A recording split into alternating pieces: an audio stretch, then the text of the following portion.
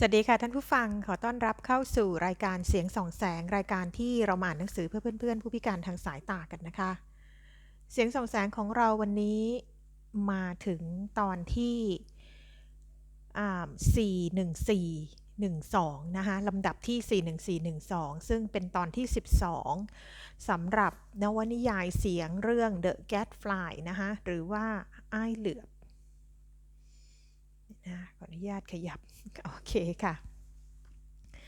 เอาละค่ะท่านผู้ฟังคะวันนี้เราจะมาอ่านกันต่อนะคะสำหรับอ้ายเหลือบเขียนโดย E.L. Voynich แล้วก็แปลเป็นภาษาไทยโดยนาริยาค่ะคราวที่แล้วนะคะเราก็เริ่มภาคที่2ซึ่งเป็นเวลา13ปีหลังจากที่อาเธอร์ค่ะได้ลักลอบลงเรือนะคะหนีออกไปจากประเทศอิตาลีแล้วนะคะ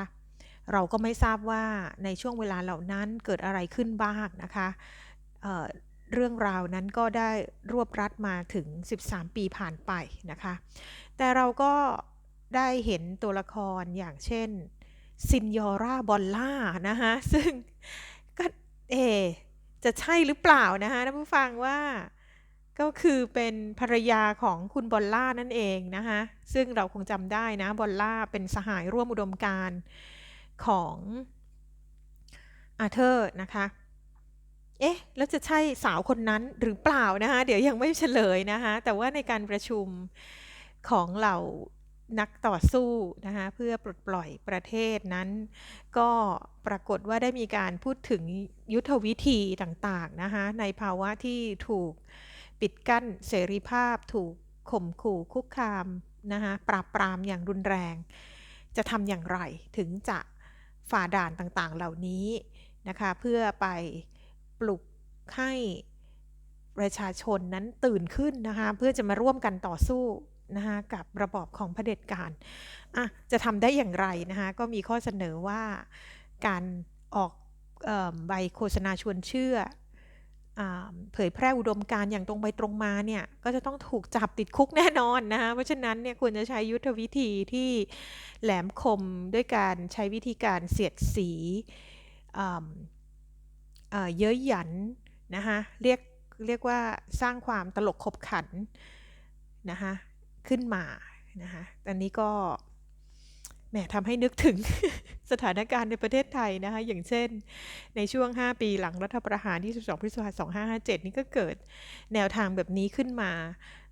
หลายกลุ่มเหมือนกันนะคะที่แน่ๆเลยเนี่ยที่โด่งดังดิฉันเอาจะได้ว่าเรียกได้ว่าเป็นอันดับหนึ่งเลยก็คือไข่แมวนั่นเองนะคะอันนี้นะคะใช้ความตลกขบขันมันเจ็บๆแสบๆขณะเดียวกันก็ทั้งเย้ยหยันทั้งตลกฮะนะคะแล้วมีอีกหลายช่องทางค่ะนะคะที่ผุดเกิดขึ้นนะคะไม่ใช่มีแต่ไข่แมวแต่ว่าไข่แมวนี่ก็ต้องเรียกว่าเป็นที่รู้จักมากที่สุดนะเอาละค่ะนะคะนี่ก็คือสิ่งที่ต้องเป็นไปนะในยุคสมัยที่อยู่ภายใต้รัฐบาลของเผด็จการนะคะแล้วก็ในนิยายเรื่องนี้นะคะก็ไม่ต่างกันอ่า ในการประชุมครั้งนั้นค่ะก็มีหลายคนนะคะเข้ามาพูดคุยถกเถียงกันว่าจะใช้วิธีการใดแล้วก็จะได้บุคลากรเข้ามาร่วมในการต่อสู้เพื่อเผยแพร่อุดมการณ์นี้อย่างไรนะคะมีการพูดถึงนักเขียนนะคะเสียดสีคนหนึ่งนะซึ่งเป็นคนที่มีชื่อเสียงเริ่มกระชอนขึ้นมานะคะมีสมญานามหรือนามสมมุติว่าอ้ายเหลือบหรือว่าอะไรนะคะชื่อนะคะชื่อที่เขาใช้ในการเขียนหนังสือนะคะว่าอ้ายเหลือบนะคะคราวที่แล้วค่ะนะคะศาสตราจารย์ฟาบริซีกำลังจะค้นหาหมายหมายจับ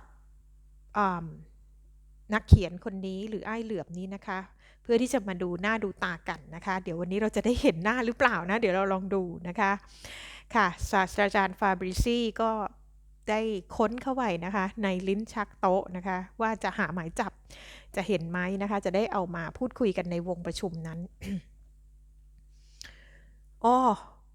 หมายจับอยู่นี่เองฟาบริซีพูดสวนขึ้นเฟลิสริวาเลสสมญาว่าอ้ายเหลือบอายุประมาณ30 ปีที่เกิดและตระกูลไม่แจ้งอาจจะเป็นชาวอเมริกาใต้อาชีพนักหนังสือพิมพ์รูปร่างเตี้ยผมดำหนวดดำผิวคล้ำในตาสีน้ำเงินหน้าผากกว้างและสี่เหลี่ยมจมูกปากคางถูกแล้วตรงนี้เองตำหนิเท้าขวากับเพลกแขนซ้ายคอกนิ้วมือข้างซ้ายหดหายไป2 นิ้วใบหน้ามีรอยแผลเป็นใหม่ถูกฟันด้วยมีดพูดติดอ่างข้างล่างยังหมายเหตุไว้ว่าเป็นผู้ที่ยิงปืนแม่นมากจงระมัดระวังให้ดีเวลาเข้าจับกลุ่มนะนี่ก็เป็นหมายจับนะคะต้องเขียนบอกไว้ด้วยนะคะว่ายิงปืนแม่นนะคะนั่นเป็นเรื่องพิลึกพิลั่นจริงๆทีเดียวที่เขาสามารถตบตาพวกกองตรวจมาได้ทั้งที่พวกนั้นมีใบบอกรูปพรรณของเขาออกละเอียดละอออย่างนั้นไม่ใช่อะไรนอกจากอาศัยความกล้าแท้ๆทีเดียวถ้าหากจะมีใครเกิดสงสัยขึ้นมานิดเดียวเขาเป็นเสร็จแน่แต่ถ้าคนเราลงทำจิตใจวางเฉยได้ในเวลาคับขันแล้วเขาก็อาจเอาตัวรอดได้ไม่ว่าในสถานการณ์ใดๆเอาละครับท่านทั้งหลายท่านมีความเห็นว่ายังไงเกี่ยวกับข้อเสนอนี้ดูเหมือนว่าในที่นี้จะมีผู้รู้จักริวาเรสดีหลายคนเราจะแสดงความจำนงของเราให้เขาทราบก่อนดีหรือไม่ว่าเรายินดีจะขอความร่วมมือจากเขาผมเห็นว่าเราควรจะลองอย่างเสียงเขาดูก่อนเขาสมัครใจที่จะรับงานตามนโยบายนี้ของเราหรือไม่ฟาบริซีให้ความเห็นเขาต้องสมัครใจอย่างแน่นอนข้อนี้วางใจได้ขอแต่ให้เป็นงานที่เกี่ยวกับการต่อสู้กับพวกเยซูอิตแล้วก็เขาเป็นยินดีร่วมมือด้วยทั้งนั้นเขาเป็นนักต่อต้านพวกบาทหลวงที่รุนแรงที่สุดคนหนึ่งที่ผมเคยพบมาเป็นความจริงที่ว่าเขาแทบคลั่งไคล้เอาทีเดียวในเรื่องนี้ถ้าอย่างนั้นคุณก็จดหมายไปบอกไปเลยได้ไหมริคาร์โดได้ครับให้ผมนึกดูก่อนว่าตอนนี้เขาอยู่ที่ไหนนะอาจจะอยู่ที่สวิตเซอร์แลนด์ก็ได้มั้งผมคิดว่าน่าจะอยู่ที่สวิตเซอร์แลนด์เขาเป็นคนที่ไม่ยอมอยู่นิ่งเลยคนหนึ่งระเหเร่ร่อนไปทั่วทุกคนทุกแห่งแล้วปัญหาพิมพ์หนังสือฉบับเล็กนะครับจะว่ายังไงกันต่อจากนั้นพวกเขาก็หารือกันในปัญหานี้อีกอย่างเป็นการเป็นงานและยืดยาวจนในที่สุดเมื่อบรรดาผู้เข้าร่วมการประชุมต่างเริ่มทยอยกันกลับแล้วมาร์ตินี่จึงเดินไปหาสตรีสาวผู้สงบเสงี่ยมนั้นผมจะส่งคุณกลับบ้านเองครับเกมม่าขอบคุณค่ะดิฉันกำลังมีธุระจะปรึกษากับคุณอยู่พอดีตำบลที่ส่งจดหมายมีอะไรผิดปกติขึ้นหรือเขาถามเบาๆไม่ร้ายแรงอะไรนักหรอกค่ะแต่ว่าดิฉันคิดว่าถึงเวลาที่เราควรจะเปลี่ยนแปลงเสียทีสัปดาห์นี้มีจดหมายติดค้างอยู่ที่ทำการไปรษณีย์2 ฉบับเป็นจดหมายที่ไม่สู้สลักสำคัญนักและอาจจะเป็นเรื่องบังเอิญก็ได้แต่เราก็อย่าเสี่ยงดีกว่าถ้าหากทางตำรวจเกิดสงสัยสถานที่ติดต่อใดๆของเราขึ้นมาแม้แต่นิดเดียวเราก็ควรจัดการเปลี่ยนใหม่ทันทีเรื่องนี้เอาไว้คุยกันพรุ่งนี้ดีกว่าผมไม่อยากคุยเรื่องการงานกับคุณอีกในคืนนี้อีกดูท่าคุณจะเหนื่อยไม่ค่ะดิฉันไม่เหนื่อย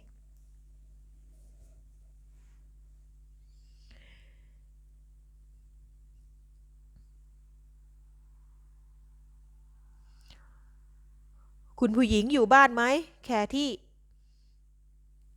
อยู่ค่ะเธอกำลังแต่งตัวเชิญนั่งในห้องรับแขกก่อนสิคะเดี๋ยวเธอก็ลงมาค่ะ แคที่นำแขกเข้าไปนั่งในห้องรับแขกด้วยใบหน้ายิ้มแย้มอย่างเป็นกันเอง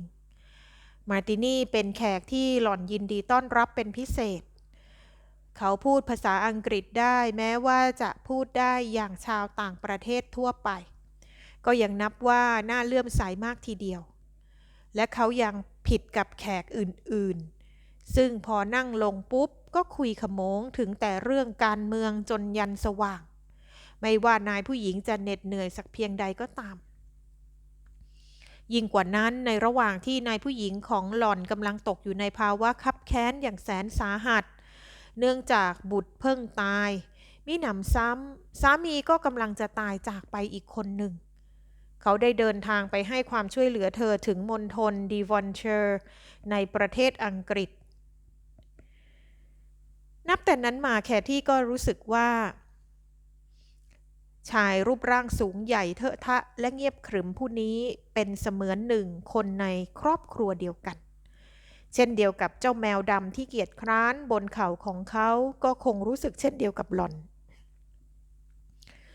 เจ้าแพทช์นั้นเห็นมาร์ตินี่เป็นเครื่องเฟอร์นิเจอร์ประจำบ้านที่มีค่าที่สุดชิ้นหนึ่งแขกผู้นี้ไม่เคยเหยียบหางของมันและไม่เคยพ่นควันบุหรี่ใส่ตาของมันทั้งยังยอมให้มันขึ้นไปนอนอุตุอยู่บนเข่าของเขาอย่างแสนสบายเสมอในเวลารับประทานอาหารก็ไม่ปล่อยให้มันจ้องดูอยู่เฉยๆเหมือนดังคนอื่นๆที่คิดว่าแมวจะไม่รู้สึกนึกอยากบ้างเมื่อเห็นคนรับประทานอาหารปลาคนรับประทานปลาความเป็นมิตรระหว่างเขากับมันมีมานานแล้วนับแต่ครั้งหนึ่งเจ้าแพทยังเป็นเพียงลูกแมวตัวเล็กๆตัวหนึ่งคราวหนึ่งนายผู้หญิงของมันป่วยจนไม่มีแก่ใจที่จะไปดูแลมันอีกเคราะห์ดีที่มาร์ตินี่นึกถึงมันเขาเอามันใส่ตะกร้าหิ้วจากประเทศอังกฤษมาถึงที่นี่ตั้งแต่นั้นมาความจัดเจนอันนานวันทำให้มันมั่นใจว่ามนุษย์ซึ่งใหญ่โตเทอะท่าราวกับหมีผู้นี้เป็นเพื่อนที่ร่วมเป็นร่วมตายได้อย่างแท้จริงผู้หนึ่งแม่ดูช่างน่าสบายกันจริงนะคะทั้งคนทั้งแมวเกมมาดเอ่ยทักในขณะที่เธอย่างเข้ามาในห้องนั้นใครมาเห็นเข้าคงต้องนึกว่าคุณกับแมวจะมานั่งกันอยู่อย่างนั้นตลอดเย็นนี้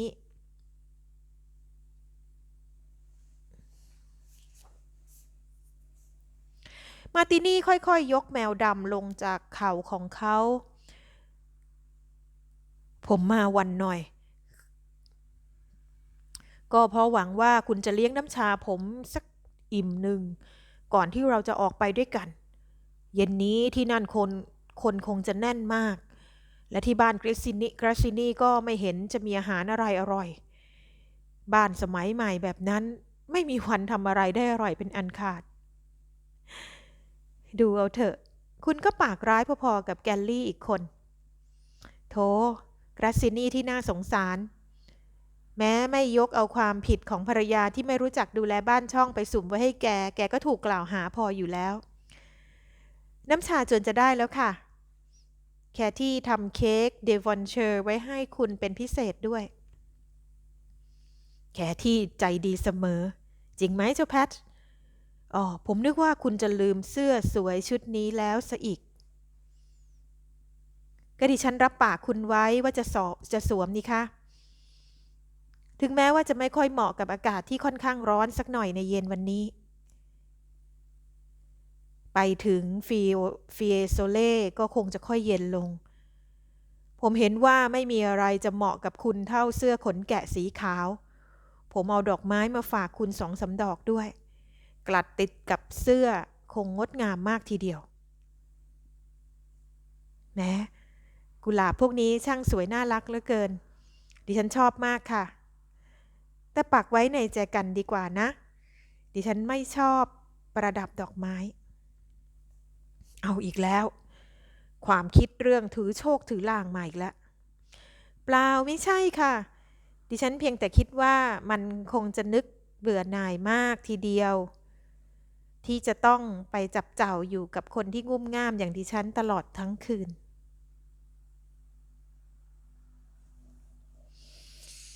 ผมเกรงว่าเราคงจะพบกันเราจะคงพากันเบื่อหน่ายด้วยกันทุกๆคนในคืนนี้งานคงเป็นไปอย่างจืดชืดเต็มทีเพราะอะไรคะประการที่หนึ่งก็เพราะว่าทุกสิ่งทุกอย่างที่ผ่านมือกราซินีก็มักจะกลายเป็นสิ่งที่น่าเบื่อไปเช่นเดียวกับตัวเขานี่คุณอย่าแกล้งถากถางเขามากนักเลยมันไม่ยุติธรรมสักนิดเดียวที่แขกจะมานินทาเจ้าของบ้านลับหลังคุณพูดถูกเสมอครับซินโยราเอาละถ้างั้นก็น่าเบื่อเพราะเพื่อนๆที่ชอบสนุกของเราไม่ไปสักเก็บครึ่งหนึ่งทำไมเขาจึงไม่ไปกันคะผมก็ไม่ทราบบางคนไปหัวเมืองบางคนก็ป่วยหรือไม่ก็เป็นอะไรไปอย่างใดอย่างหนึ่งแต่ยังไงก็ตามคงจะมีทูตชาวต่างประเทศไปสัก2 หรือ 3 คนมีพวกนักวิชาการชาวเยอรมันบ้างพวกนักท่องเที่ยวที่ไม่รู้ว่าจะจัดเข้าอยู่ในบุคคลประเภทใดอีกบ้างตามเคยแล้วก็พวกเจ้าชายรัสเซียนายทหารฝรั่งเศสรวมทั้งพวกสมาชิกของสโมสรศิลปะวรรณกรรมนอกนั้นก็ไม่ทราบว่ามีใครอีกอ้อเว้นแต่นักเขียนเสียดสีคนใหม่ที่เพิ่งมาถึงผู้ซึ่งจะเป็นแขกที่คนสนใจที่สุดในคืนนี้นักเขียนเสียดสีคนใหม่อะไรนะคะริเวเรสนั่นเหรอแต่ดิฉันคิดว่ากราซินีออกจะไม่สนับสนุนเขามากๆทีเดียวนะถูกแล้วเขาไม่สนับสนุนคนผู้นี้จริงๆแต่เมื่อริเวเรสได้มาปรากฏตัวขึ้นที่เมืองนี้และจะเป็นบุคคลที่ชาวสังคมพากันกล่าวขวัญถึงในโอกาสต่อไปเพราะฉะนั้นก็เป็นการแน่เหลือเกินที่ว่ากราซินีจะต้องชิงเชิญเขามาเสียก่อนผู้ใดเพื่อให้บ้านของเขาเป็นเวทีแห่งแรกที่นำสิงห์ใหม่ออกแสดงเชื่อผมเถอะว่าเวลานี้ริเวเรสยังไม่ทราบว่ากราซินีไม่สนับสนุนเขาแต่เขาอาจจะเดาออกได้ในเวลารวดเร็วเขาเป็นคนที่มีความรู้สึกไวเป็นพิเศษ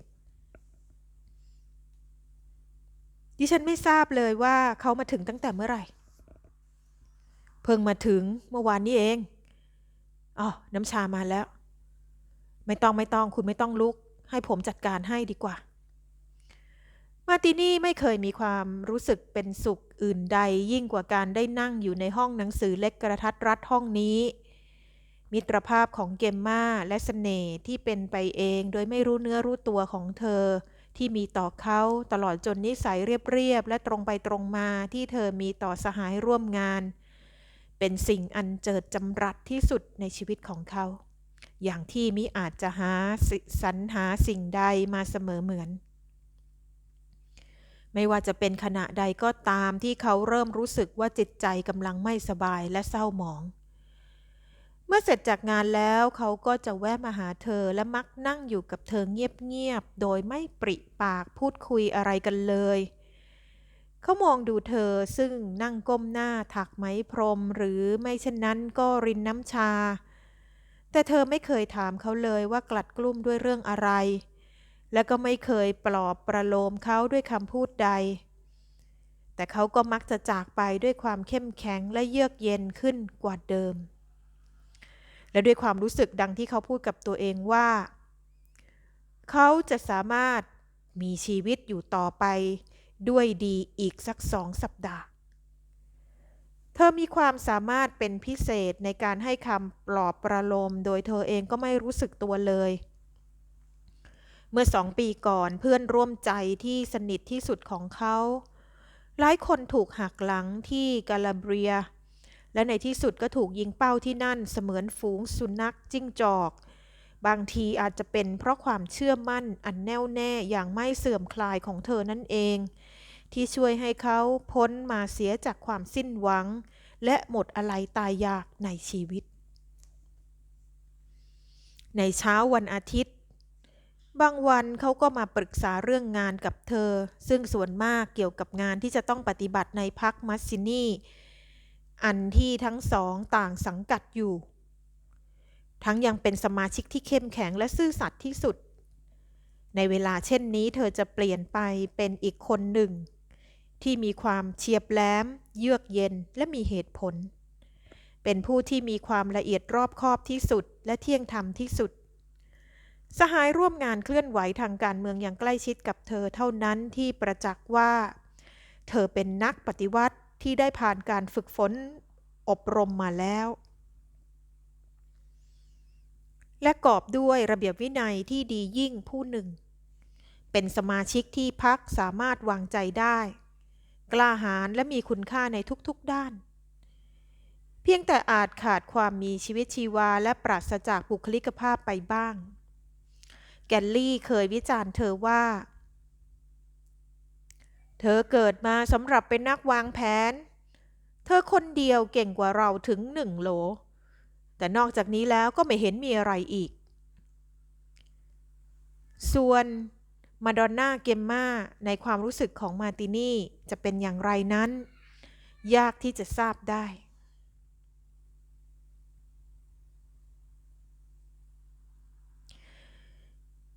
ถ้าเช่นนั้นนักเขียนคารมกล้าคนใหม่ของพวกคุณผู้นี้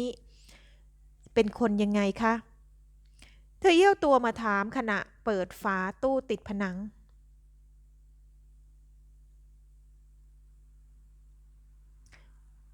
เซซาเรคะมีลูกกวาดบาเล่กับขนมเครื่องกระป๋องให้คุณรับประทานค่ะดูเป็นเรื่องน่าประหลาดที่คนทำงานเกี่ยวกับการปฏิวัติอย่างเรายังชอบรับประทานขนมจุกจิกคนอื่นๆก็ชอบเหมือนกันแหละครับเพียงแต่ปากแข็งไม่ยอมรับเท่านั้นเพราะกลัวจะขายหน้าคุณถามถึงนักเขียนคนใหม่หรือครับเขาเป็นคนที่ผู้หญิงโดยทั่วไปเห็นแล้วต้องทึ่งแต่คุณคงไม่ชอบเป็นคนประเภทใช้คารมอันคมคายเป็นอาชีพตีหน้าละห้อยระเหเร่ร่อนไปทั่วโลกและข้างหลังมักจะมีสาวงามนักระบำบัลเล่ติดตามเป็นเงาตามตัวไปด้วยคนหนึ่งคุณหมายความว่ามีผู้หญิงที่เต้นระบำบัลเล่ติดตามเขาไปไหนต่อไหนด้วยจริงๆหรือเพียงแต่เป็นเพราะคุณไม่ชอบหน้าเขาก็เลยหัดเป็นคนปากจัดบ้าง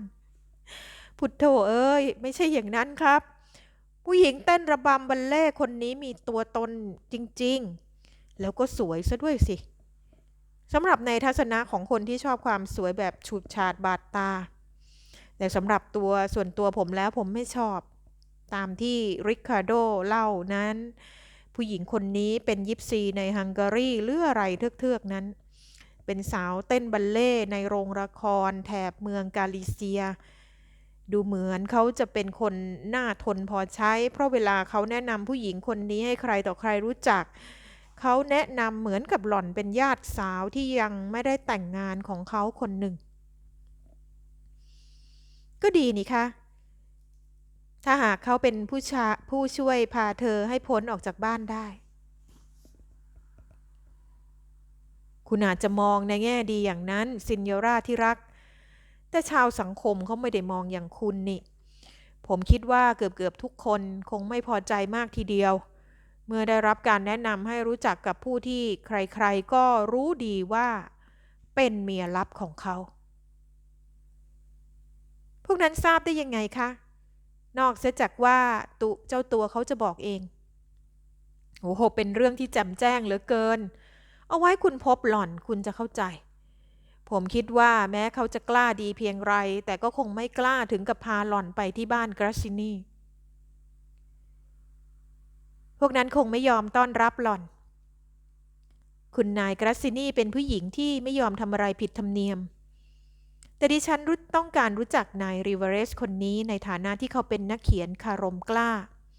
ไม่ใช่เรื่องส่วนตัวของเขาฟาบริซีบอกดิฉันว่าเขาได้รับจดหมายของเราแล้วและรับปากว่าจะมารับงานรณรงค์กับพวกเยซูอิตนั่นเป็นข่าวสุดท้ายที่ดิฉันได้รับสัปดาห์นี้งานยุ่งเหลือเกินค่ะผมเองก็ไม่มีข่าวคืบหน้าจะบอกกับคุณมากนักปัญหาเรื่องเงินดูจะไม่ยุ่งยากดังที่เราคาดคิดฐานะของเขาดีพอใช้เขายินดีจะทำงานโดยไม่ต้องการสิ่งใดตอบแทนโอ้เขามีทรัพย์สินส่วนตัวงั้นหรือคะโอ้ครับมีแน่แม้ว่าเรื่องนี้ดูจะเป็นเรื่องที่ค่อนข้างประหลาดอยู่ คุณคงได้ทราบแล้วจากบ้านของฟาบริซี่ในคืนนั้นที่ได้เล่ากันถึงสภาพของเขาตอนคณะสำรวจดูเปรไปพบเข้าแต่ปัจจุบันเขากลับเป็นผู้ถือหุ้นอยู่ในเหมืองแร่แห่งหนึ่งแถบบราซิลและรายได้จากข้อเขียนเบ็ดเตล็ดของเขาที่ปารีสเวียนนาและก็ลอนดอนก็เป็นจำนวนโขอยู่ดูเหมือนเขาจะเขียนหนังสือได้ถึง6 ภาษาและถึงจะทำงานอยู่ที่นี่ก็ไม่เป็นอุปสรรคที่จะทำให้เขาขาดการติดต่อกับทางสำนักพิมพ์ที่เขาเขียนประจำอยู่เพียงการเขียนหนังสือด่าพวกเยซูอิตเท่านี้ไม่ถึงกับแย่งเวลาของเขามาเสียหมดแน่ละในข้อนั้นโอ้ได้เวลาที่เราควรจะไปสักทีละเซเซเร่คะรอเดี๋ยวนะดิฉันขอกลัดดอกกุหลาบไปด้วยเธอรีบขึ้นบันไดไปและกลับลงมาพร้อมกับดอกกุหลาบบนอกเสื้อ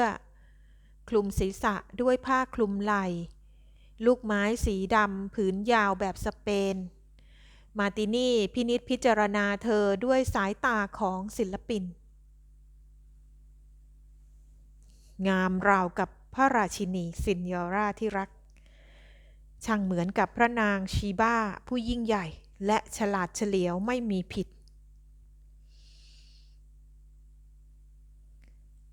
ช่างไม่ไว้หน้ากันเสียบ้างเลยเธอพ้อพลางหัวเราะ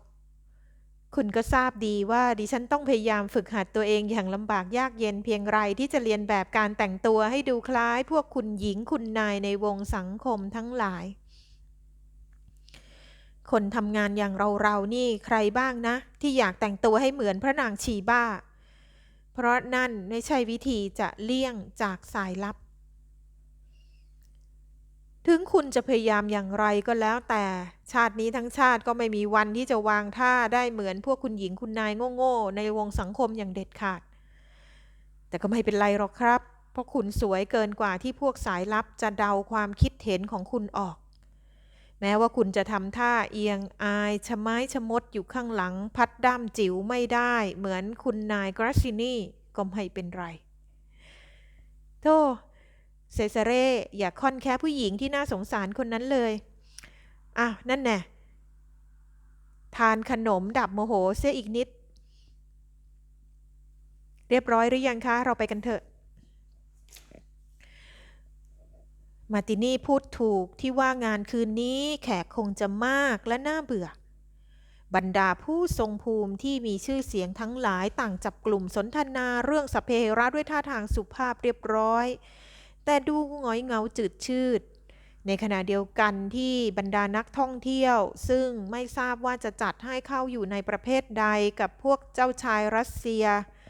ต่างพากันเกรไปเกรมาทั่วห้องเพื่อสืบถามให้รู้ว่าใครบ้างที่เป็นผู้มีชื่อเสียงทุกคนต่างพยายามพูดจาปราศัยกันด้วยถ้อยคำสุภาพส่วนกราซินีก็ต้อนรับแขกเรือของเขาด้วยมารยาทที่เรียบร้อยไม่ผิดกับความเรียบของรองเท้าที่เขาขัดไว้เสียขึ้นเงาปราบแต่ขณะที่เขาเหลือบเห็นเกมม่าใบหน้าซีดชาของเขาก็ดูมีชีวิตชีวาขึ้นมิใช่เพราะว่าเขาชอบเธอด้วยน้ำใสใจจริงหากแต่ยังนึกเกรงเธออยู่เงียบๆภายในใจด้วยซ้ำไป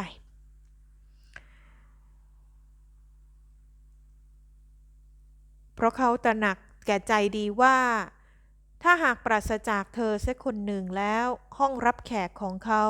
จะขาดพลังดึงดูดอย่างใหญ่หลวงไปทีเดียวเขาเป็นผู้ไต่ขึ้นมาได้สูงมากแล้วในวงงานอาชีพของเขาและบัดนี้ก็ร่ำรวยและมีชื่อเสียงพอสมควรขณะนี้ความทะเยอทะยานอีกอย่างหนึ่งของเขาก็คือทำบ้านของเขาให้เป็นศูนย์รวมของบรรดานักการเมืองเสรีนิยมรวมทั้งนักปราชญ์ราชบัณฑิตต่างๆเขามีความรู้สึกขมขื่นอยู่ในใจอีกอย่างหนึ่งเมื่อนึกถึงว่าการแต่งงานเมื่อครั้งยังเป็นหนุ่มกับผู้หญิงร่างเล็กหน้าตาแสนจะธรรมดา แถมยังพูดจาจืดชืดท่าทางไร้เสน่ห์และแต่งตัวเสียเกินงามเช่นผู้หญิงที่เป็นภรรยาของเขาในปัจจุบันนี้เป็นสิ่งผิดพลาดอย่างมหันต์เพราะเธอไม่มีบุคลิกที่เหมาะสมกับการเป็นเจ้าบ้านแห่งวงสังคมผู้คงแก่เรียนอันสำคัญยิ่งฉะนั้นทุกครั้งที่เขาจัดงานขึ้นถ้าหากเกมม่ารับปากว่าจะมาร่วมงานด้วยแล้วเขาก็รู้สึกว่างานนั้นคงจะสำเร็จลุล่วงไปด้วยดีเพราะท่าทางเยือกเย็นมีสง่าของเธอช่วยทำให้แขกเรือสบายใจเพียงเธอปรากฏกายขึ้นภายในห้องก็ดูเหมือนว่าจะขจัดความน่าอึดอัดในบรรยากาศอันสามัญให้อันตรธานไปในทันทีซึ่งในห้วงความนึกคิดของเขามักจะหลอกล้อนอยู่ในบ้านเสมอคุณนายกราซินีปราดเข้าไปต้อนรับเกมม่าอย่างสนิทสนมทำท่ากระซิบกระซาบด้วยการพูดเสียงดังๆข้างหูว่าโอ้คุณช่างสวยจับใจเหลือเกินคืนนี้พลางสำรวจดูเสื้อขนแกะสีขาวด้วยสายตาพินิจพิเคราะห์อย่างเคร่งครัดเธอชิงชังแขกสาวผู้นี้ด้วยความริษยาและสิ่งที่เธอเกลียดก็เผอิญเป็นสิ่งต่างๆที่มาร์ตินี่ชอบเช่นความสง่าเยือกเย็นในตัวเธอความเคร่งครึมและเปิดเผยอย่างจริงใจจิตใจที่สำรวมไม่วอกแวกตลอดจนสีหน้าต่างๆที่ปรากฏบนใบหน้าของเธอเมื่อคุณนายกราซินีเกลียดผู้หญิงคนใดคนหนึ่งเธอก็จะแสดงออกโดยการแสดงความรักใคร่อย่างฟุ่มเฟือยแต่สำหรับเกมม่าเธอมิได้ถือสาอะไรกับการเยินยอและการแสดงความสนิทสนมเหล่านี้ทั้งไม่ยอมนึกถึงมันให้เปลืองสมองในทัศนะของเธอสิ่งที่เรียกว่าการสังคมนั้นเป็นภาระที่น่าเบื่อหน่ายและค่อนข้างไม่เป็นที่สบอารมณ์นักแต่คนทำงานใต้ดินที่ไม่ต้องการให้ตนเป็นที่สนใจของพวกสายลับก็จำเป็นต้องปฏิบัติให้ลุล่วงไปด้วยความรอบคอบเธอถือว่ามันเป็นงานยุ่งยากประเภทเดียวกับการเขียนข้อความด้วยโค้ดลับและเธอทราบดีว่าการเป็นผู้แต่งตัวงามย่อมเป็นหลักประกันอันเพียงพอที่จะไม่ทำให้เป็นที่เพ่งเล็งสงสัยของผู้อื่นดังนั้นความสนใจของเธอที่มีต่อการพิจารณาแบบเสื้อต่างๆจึงละเอียดละออไม่ต่างกับการศึกษาโค้ดลับของเธอบรรดาสิงห์ผู้คงแก่การเรียนทั้งหลายซึ่งนั่งคุยกันอยู่อย่างเงื่องง้อยและไม่ออกรถออกชาติพากันกระปรี้กระเปร่าเมื่อได้ยินชื่อของเกมม่าเพราะเธอเป็นที่นิยมชมชอบของบุคคลเหล่านั้นโดยเฉพาะพวกนักหนังสือพิมพ์หัวรุนแรงต่างพากันกรูเข้ามาห้อมล้อมเธอแต่เธอเป็นคนที่มีความจัดเจนงานมากคนหนึ่งเธอไม่ยอมปล่อยให้พวกเขามาเป็นฝ่ายครอบงำแต่ฝ่ายเดียวบุคคลที่มีความคิดเห็นรุนแรงทางการเมืองเป็นพวกที่เธอได้พบปะอยู่ทุกเมื่อเชื่อวันดังนั้นเมื่อพวกนี้กรูเกลียวกันเข้ามาห้อมล้อมเธอจึงเอ่ยแนะขึ้นอย่างอ่อนหวานด้วยใบหน้ายิ้มแย้มแจ่มใสว่าอย่าเสียเวลามาสนทนากับเธอเลยเพราะยังมีนักท่องเที่ยวต่างๆที่ต้องการรับคำชี้แจงจากพวกเขาอยู่ส่วนเธอเองนั้นก็ตั้งอกตั้งใจสนทนากับท่านสมาชิกสภาของอังกฤษผู้หนึ่งซึ่งเป็นบุคคลสำคัญที่ทางพรรครีพับลิกันของอิตาลีและต้องการเรียกร้องความเห็นอกเห็นใจจากเขา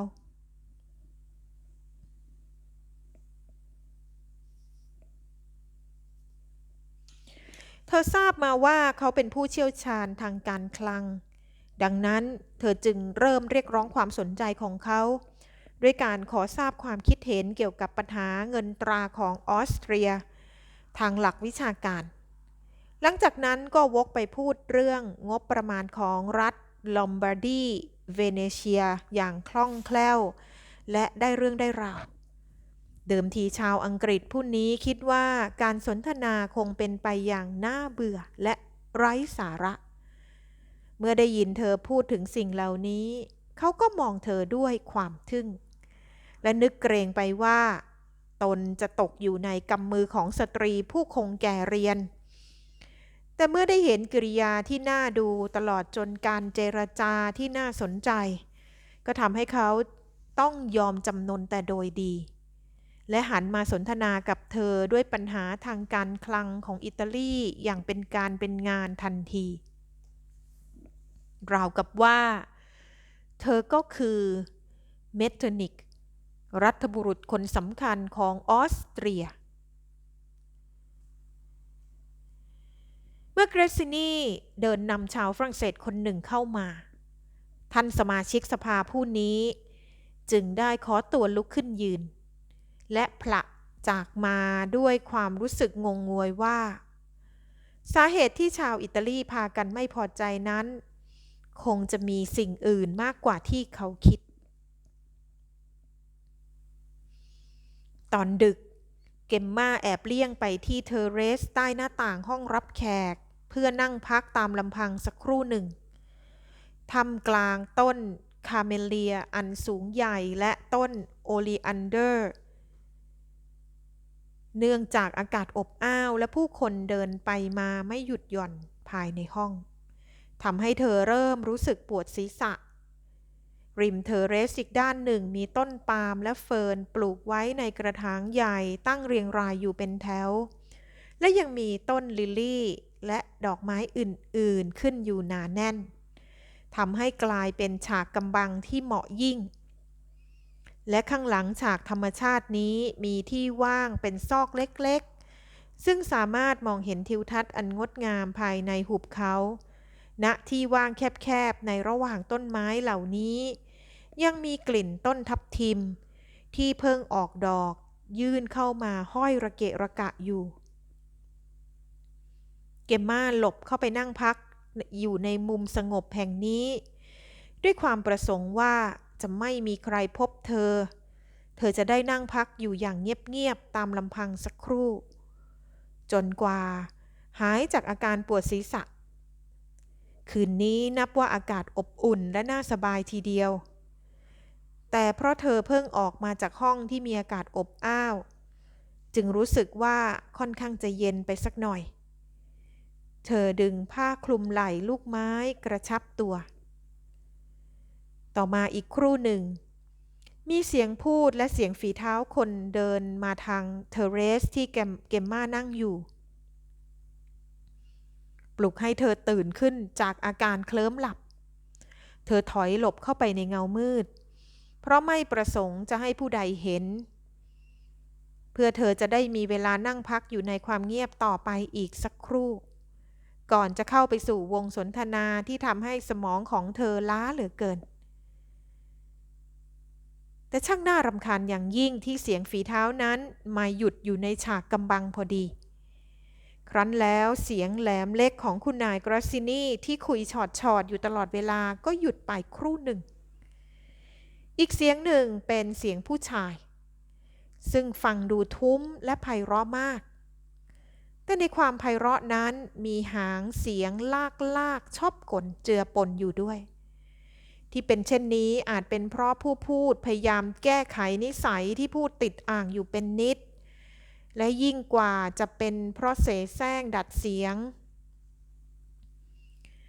แต่อย่างไรก็ตามมันทำให้ผู้ฟังเกิดความรู้สึกไม่รื่นหูนัก